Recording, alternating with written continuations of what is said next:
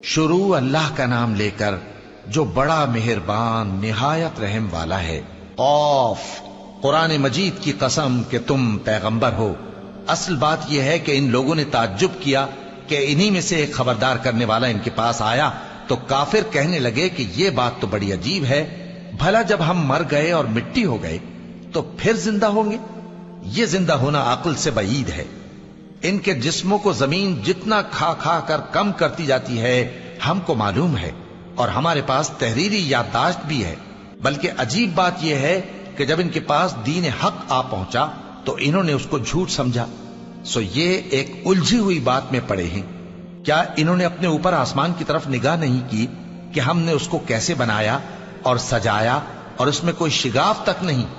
और जमीन को देखो, इसे हमने फैलाया और इसमें पहाड़ रख दिए और इसमें हर तरह की खुशनुमा चीजें उगाई ताकि रुजू लाने वाले बंदे हिदायत और नसीहत हासिल करें। और हमने आसमान से बरकत वाला पानी उतारा और उससे बाग उगाए और खेती का अनाज और लंबे लंबे खजूर के दरख्त जिनका गाभा तह बतह होता है। ये सब कुछ बंदों को रोजी देने के लिए किया है। और इस पानी से हमने मुर्दा जमीन को जिंदा किया। बस इसी तरह क़यामत के रोज निकल पड़ना है। इनसे पहले नूह की कौम और कुएं वाले और समूद वाले लोग झुटला चुके हैं, और आद और फिरौन और लूत के भाई और बन के रहने वाले और तुब्बा की कौम, गरज हर एक ने पैगंबरों को झुटलाया तो हमारी धमकी भी पूरी होकर रही। तो क्या हम पहली बार पैदा करके थक गए? नहीं, बल्कि ये असर नौ पैदा करने के बारे में शक में पड़े हुए हैं।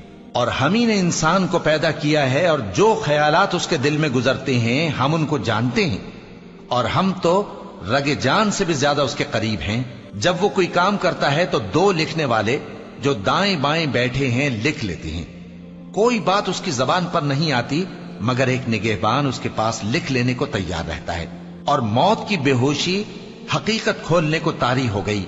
ए इंसान, यही वो हालत है जिससे तू भागता था, और सूर फूंका जाएगा, यही अजाब की धमकी का दिन है।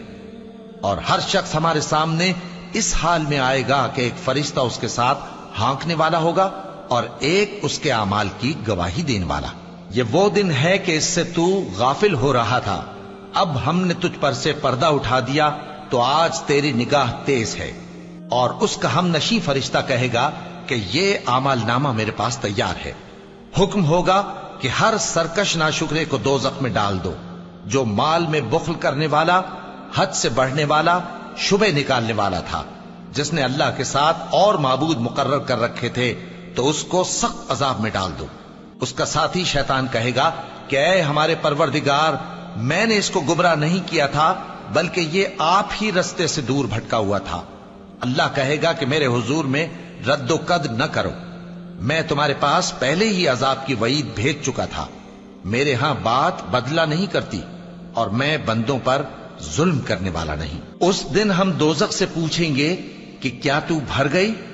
वो कहेगी कि कुछ और भी है। और बहिश्त परहेजगारों के करीब कर दी जाएगी कि उनसे मुतलक दूर न होगी। यही वो चीज है जिसका तुमसे वादा किया जाता था, यानी हर रुजू लाने वाले, हिफाजत करने वाले से, जो रहमान से बिन देखे डरता रहा और रुजू करने वाला दिल लेकर आया, उसमें सलामती के साथ दाखिल हो जाओ।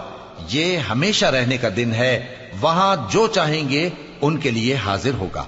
और हमारे यहां और भी बहुत कुछ है। और हमने उनसे पहले कई उम्मतें हलाक कर डाली, वो लोग इनसे कुव्वत में कहीं बढ़कर थे। फिर वो शहरों में गश्त करने लगे, क्या कहीं भागने की जगह है?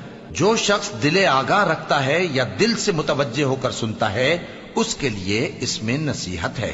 और हमने आसमानों और जमीन को और जो मखलूकात इनमें है सबको 6 दिन में बना दिया और हमको जरा भी थकन नहीं हुई। तो जो कुछ ये कुफ्फार बकते हैं उस पर सब्र करो, और आफताब के तुलू होने से पहले और उसके गुरूब होने से पहले अपने परवरदिगार की तारीफ के साथ तस्बीह करते रहो, और रात के बाज औकात में भी और नमाज के बाद भी उसी के नाम की तस्बीह किया करो। और सुनो, जिस दिन पुकारने वाला नजदीक की जगह से पुकारेगा, जिस दिन लोग एक जोर की आवाज यकीनन सुन लेंगे, वही निकल पड़ने का दिन होगा। हम ही तो जिंदा करते हैं और हम ही मारते हैं और हमारे ही पास लौट कर आना है। उस दिन जमीन उन पर से फट जाएगी, اور وہ جھٹپٹ نکل کھڑے ہوں گے، اس طرح سے جمع کرنا ہمیں آسان ہے۔ یہ لوگ جو کچھ کہتے ہیں ہمیں خوب معلوم ہے، اور تم ان پر زبردستی کرنے والے نہیں ہو۔ پس جو میرے عذاب کی دھمکی سے ڈرے اس کو قرآن کے ذریعے نصیحت کرتے رہو۔